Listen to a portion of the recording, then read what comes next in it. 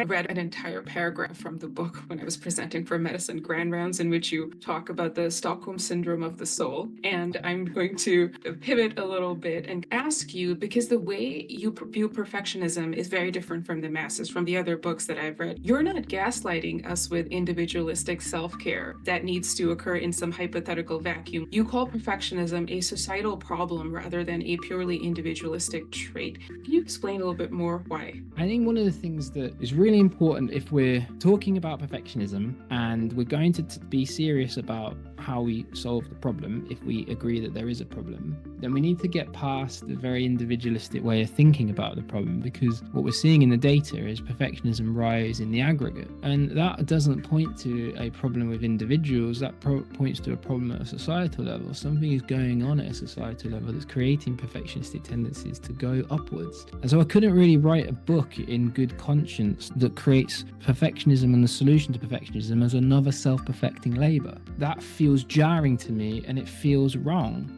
There are things we can do in our individual lives, absolutely. There is hope. This isn't a nihilistic perspective that it's all the system and there's nothing we can do. Absolutely not. We can, as individuals, take accountability for ourselves and try to point our compass in a different direction. But the reason why I wanted to front and center the societal challenges that we face is because it's important for people to recognize that what they're trying to do in combating perfectionism will run absolutely counter to what their society needs them and wants them to do. And there's a wonderful quote by a sociologist, Heinrich Fromm, who said, in order for society to function and capitalist society to function, people have to want to do what the economy needs them to do. And that's, I think, what we're seeing right now. Perfectionism and perfectionistic tendencies that are bound up in neuroticism, that need us to continue to work and consume in ever more quantity, they're things that are very good for the economy because they create growth, but they are less good for ourselves. They create a constant sense of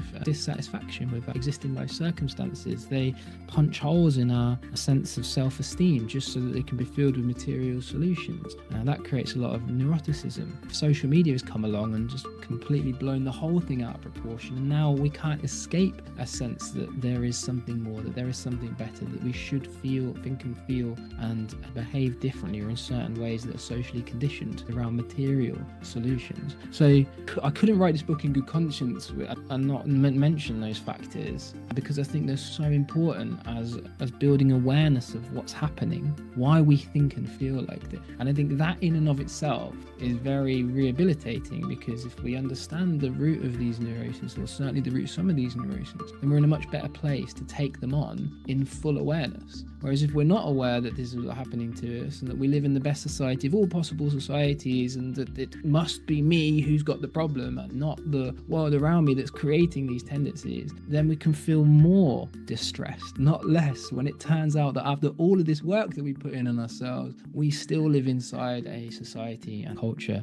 that is going to press on our buttons and our neuroses and our insecurities all the time. So that's why I did that. And it's a difficult read for people in the US, I think, but nevertheless, I think it is an essential one.